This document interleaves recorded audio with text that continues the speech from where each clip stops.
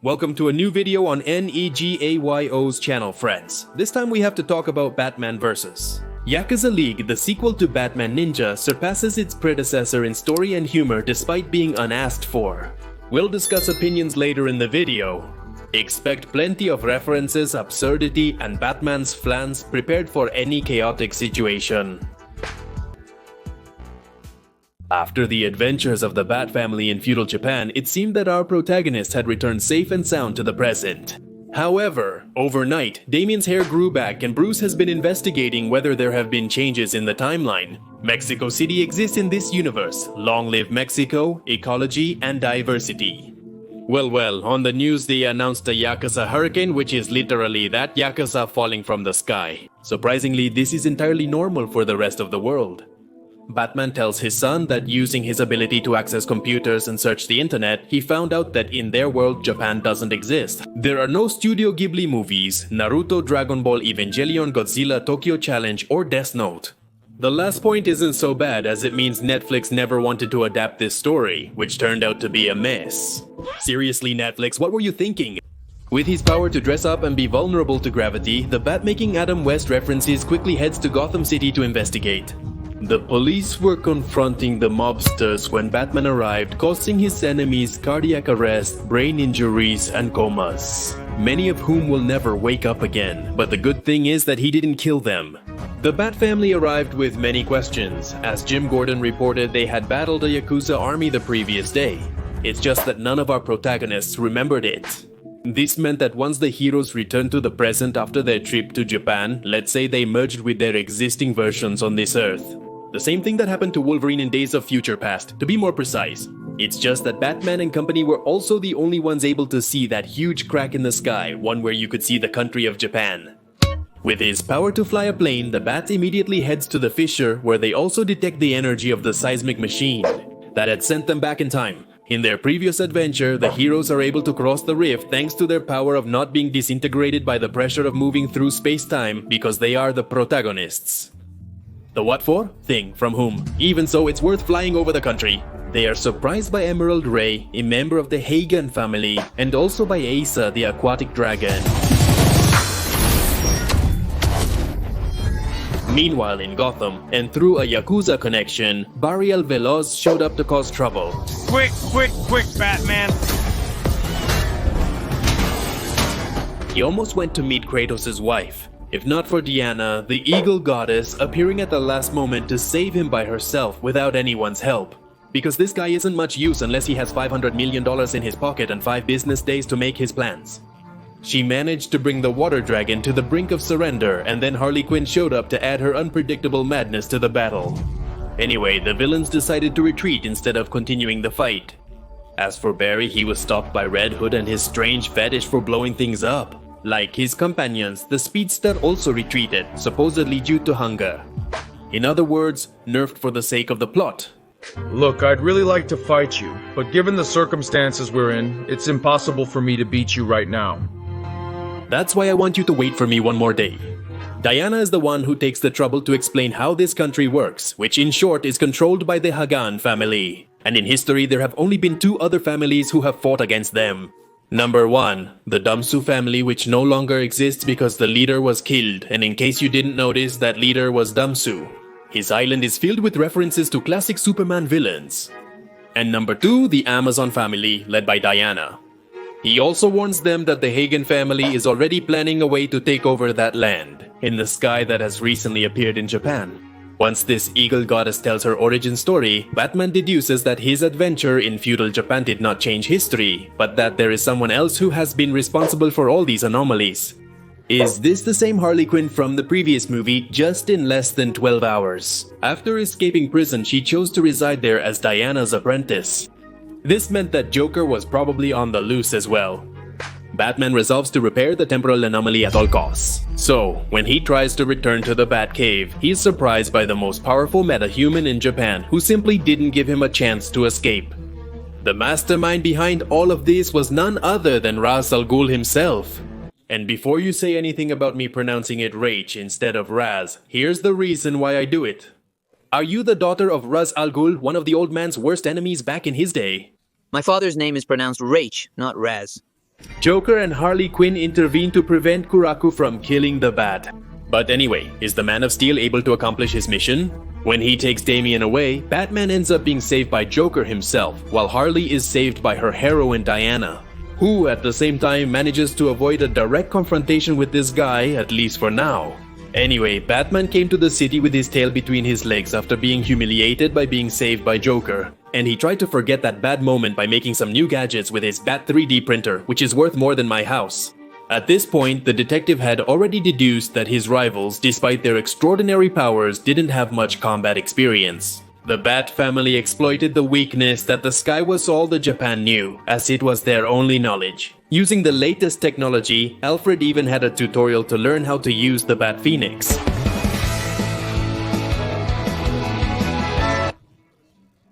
Alfred is great, he never has a bad adaptation. On the other hand, Rage, the pretentious one, explained to Damian that this new Japan had been created by improving the design of Gorilla Grodd's seismic machine. These improvements allowed him to shape the origin of the Justice League heroes so they would be created in Japan and grow up under Yakuza ideals. And the plan turned out successful with most of the metahumans except for my love Diana, who is the best in the world, of course she is. Rage also asks Damian if he would like to inherit all of this, to which the boy replies that he's not interested. Poor Rage has been wanting to retire for centuries and neither Bruce nor Damian pays any attention to him. As a result, now this villain is more determined to start the invasion of our world. Diana is challenged to a duel to the death by the water dragon. But before risking her life, she first dedicated a song to me. Asana, please help me. Asa offered the goddess one last chance to join the Hagane family, but firm in her convictions, Diana chose to fight. However, Seshika appeared in the sky along with the other captured Amazons. So Harley took care of this situation with a little help from the Bat family, she clarified. Diana was subdued by her rival, but the timely appearance of Batman left the water dragon at a great disadvantage. It's true that taking Asa back to the water was a pretty risky move, but since Batman always has a plan, he managed to trap the enemy inside an ultrasonic shield. On the other hand, Nightwing took charge of fighting the Emerald Ray using a special armor, and fortunately the plans turned out to be successful. Rage and Kuraku had started the operation to invade Earth, using the powers of Barry the Swift to create an extremely powerful whirlwind. Batman's mission was simple: destroy this machine. Would things return to normal? And as expected, Diana was also ready to join the fight. Did I save you a spot? I'll skip the vehicles, they make me nauseous. Just when an army of Yakuza was starting to be sent to our world, both Red Robin and Red Hood managed to disperse the whirlwind created by Barry and by Kuraku's orders. Now the Speedster's priority was to capture these two. Fortunately, Batman was able to have the most advanced vehicle on the planet built. All thanks to his ordinary power of spending his parents' fortune, Barry reached his limit, unable to take another step. And only then did he realize that he was trapped inside a simulation. Anyway, since he needed to regain his energy, this was the moment the heroes took advantage of to sedate him. You know, this would have been much harder if he were the real Flash. The sudden appearance of Kuraku didn't allow these two to celebrate their victory. With a single powerful blow, the man created a massive crater in the heart of the city. Both Batman and the goddess Agala arrived just in time to save their allies. And while the Bat and the Amazon were taking care of the Man of Steel, the rest of the Bat family headed toward the seismic machine.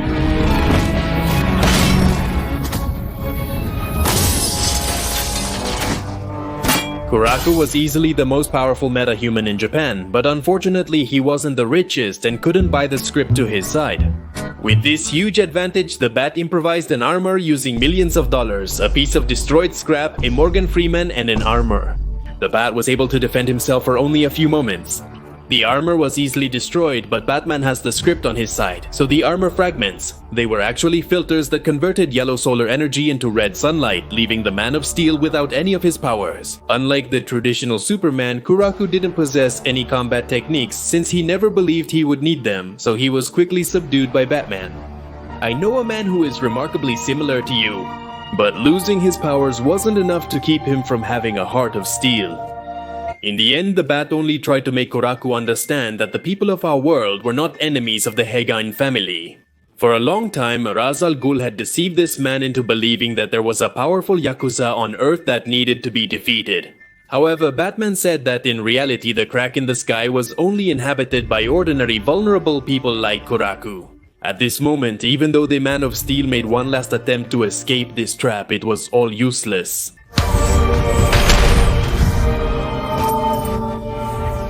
I never expected them to defeat Kuraku.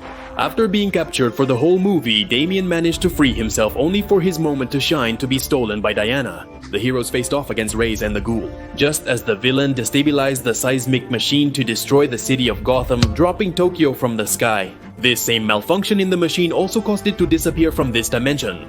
But since Raze, despite being 5,000 years old, is still stupid, he forgot that his rival was none other than Batman himself, who, just by being Batman, forced the machine to appear in front of him. Well, now speaking seriously, the Bat family was able to bring the machine back because they had been affected by the temporal displacement, the same one that allowed them to see and enter through the rift in the sky. First of all, the havoc in time. Besides causing a weakness in Diana, it also allowed the other members of the Hagane family to see their other variants from different worlds. And the most affected by this turned out to be Kuraku, remembering Batman's words. To make things worse for the heroes, Rage ended up destroying the Yakuza tower just to drop it on Gotham. There was nothing the Bat could do to save the city, but fortunately the powerful Yakuza League arrived in time to save everyone.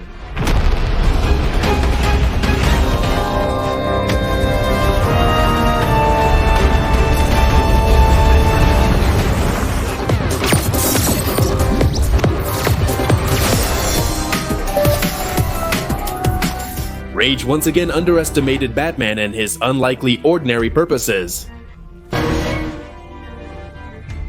They are plausible. The villain lost the stabilizer and ended up being captured. By the way, it turns out that Diana actually pretended to be defeated earlier just so she could move freely and find Harley Quinn to help bring the machine back. The rift in the sky disappeared in an instant. All that was left was to destroy the Yakuza tower along with the machine and everything would return to normal. The League took care of this last task, and that huge pulse explosion announced that this adventure had finally come to an end. That punch was deadly, and I'll keep it in my heart. Without you, this would have been impossible. Really? I'm glad. Batman was glad to hear his teammates' voices again, reminding him that he was late for his weekly meeting with the Justice League. And so, this is how this story ends, which, as I told you at the beginning, I actually liked. If you haven't watched it, it's a great Saturday night option with friends. Especially if you like Japanese culture, since I assure you that you'll find a ton of fun cliches and references throughout the whole movie. Even if you dislike Batman Ninja, this sequel improved upon the first part's shortcomings, making it a more enjoyable watch. Featuring thrilling action scenes, visually stunning shots, and a perfect balance of humor and seriousness. Anyway, if you're still in this timeline watching this video, please don't forget to leave me a like, subscribe, and tell me what you thought of Batman vs Yakuza League. Leave your comment below this video. And as for me, there's nothing more left to say. Thank you so much for stopping by, my friends. We'll see each other soon. My name is Alex for the Negayo channel.